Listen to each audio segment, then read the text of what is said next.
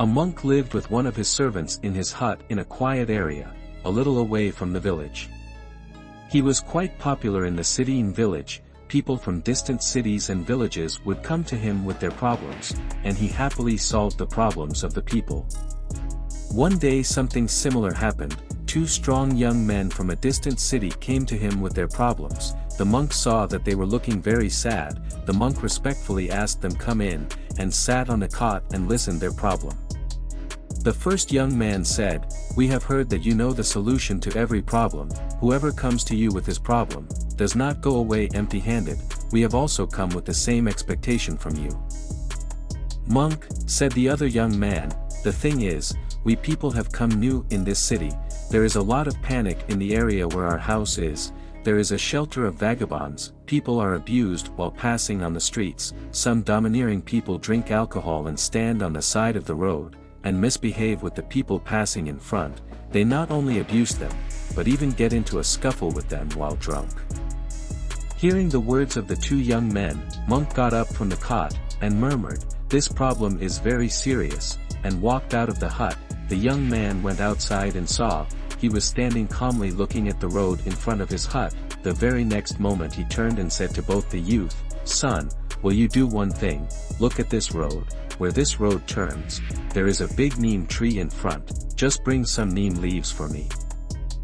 Saying, "Sure monk, as you say," both the young men stepped forward, but the monk stopped them and said, "Hold on son, before leaving let me tell you, there are many stray dogs on the way, which make you their prey. They are very dangerous, you can even die. Will you be able to bring those leaves?" The youths looked at each other, and seeing the expressions on their faces, Monk understood that they were scared, but ready to go there. Both the young men walked on that road. They passed on the road. On the way, they found many stray dogs sitting on the side of the road. They tried to cross them, but it was not that easy. As they passed by a dog, the dog stared at him with biting hungry eyes. They tried to cross them, but doing so was very risky. When they returned after waiting for a long time, the monk saw, their hands were empty, and they were very scared. They came close to the monk and said, "Forgive us, this road is very dangerous. There were very dangerous dogs on the way. We could not do this work."